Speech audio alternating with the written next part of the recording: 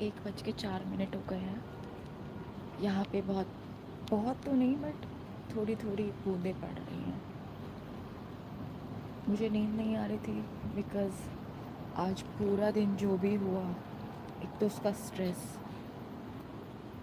जंतर मंतर पे प्रदर्शन, पुलिस का बच्चों पे लाठीचार्ज और गवर्नमेंट की तरफ से फिर भी कोई तमीज़दार कदम नहीं उठाया गया। उसका स्ट्रेस लेवल मेरा हाई हुए जा रहा था। Thanks to my this beautiful watch. आज इसने मेरे को बताया कि मेरा स्ट्रेस लेवल कहाँ तक जा सकता है। 71 बूंदें मेरे ऊपर गिर रही हैं। ऑल्दो मुझे इनसे कोई फ़र्क नहीं पड़ता। अब बारिश हो या सूखा पड़े मुझे फ़र्क नहीं पड़ता ये सारी चीज़ों से। मुझे पहले बारिश बहुत अच्छी लगती थी लेकिन अभी मुझे फ़र्क नहीं पड़ता, बारिश हो या ना हो। I don't care.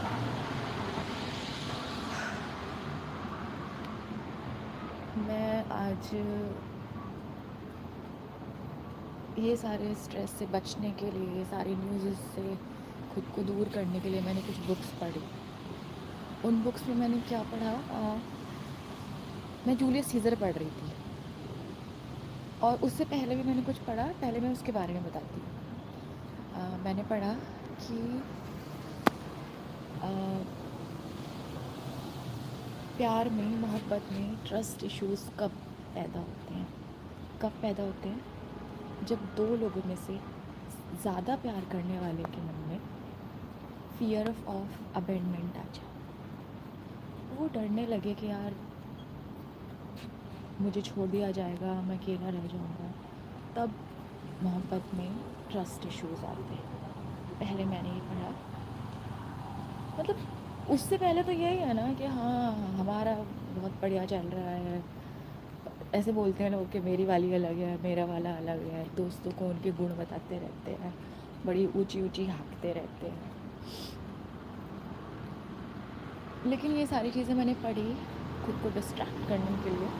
उसके बाद मैं जूलियस सीज़र आजकल मतलब मैं पढ़ रही हूँ, तो मैंने उसमें एक सीन पढ़ा। उस सीन में जो जूलियस सीज़र है, जब उसके दुश्मन उसे मार रहे थे, उसने वो उनसे लड़ाई कर रहा था। जूलियस सीज़र अपने दुश्मनों से लड़ रहा है, लेकिन उन्हीं दुश्मनों के बीच में जब वो अपने दोस्त ब्रूटस को देखता है तो वो कहता है, ए तू ब्रूटस, तुम भी ब्रूटस। वो उसकी भावनाएं उस टाइम पे ऐसी हैं कि यार ये लोग तो मेरे दुश्मन हैं, फ़ाइन, लेकिन उनके बीच में तुम क्या कर रहे हो? तुम तो मेरे दोस्त हो, तुम तो मेरे दोस्त थे, तुम तो मेरे पक्के मित्र थे, तुम तो ऐसे नहीं थे।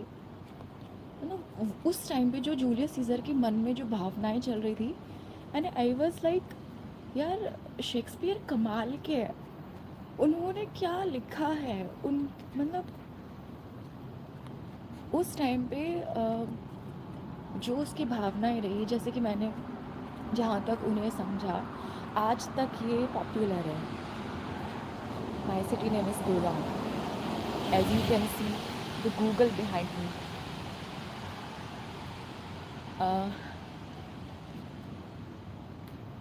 मतलब शेक्सपियर ने उस एक ही लाइन में पूरी दुनिया को एक सेंटेंस दे दिया, ए टू ब्रूटस।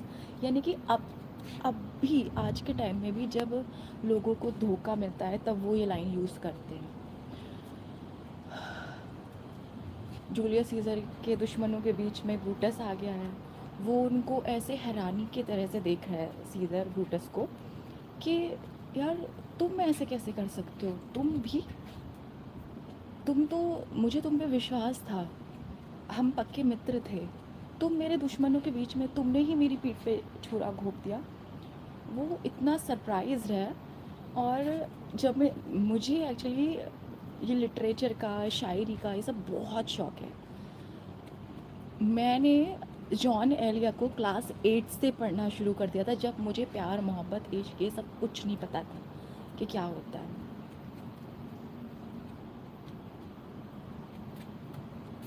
Yes, true.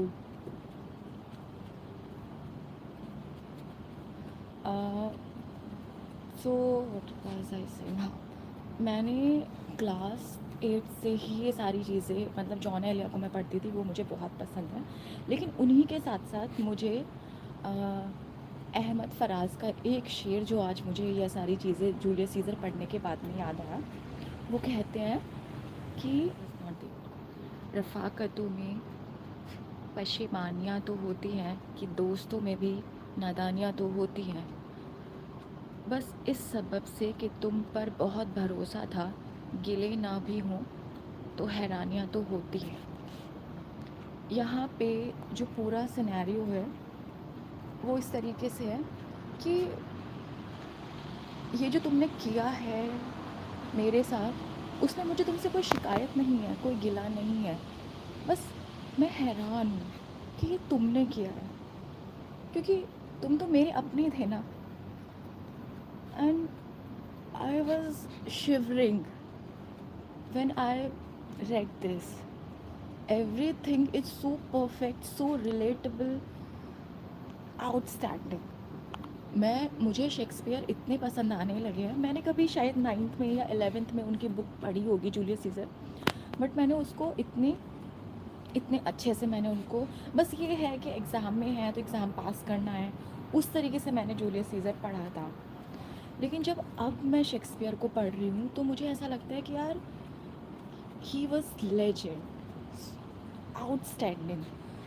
उनकी एक एक चीज़ जो उन्होंने अपने एक्ट में लिखी है, परफेक्ट।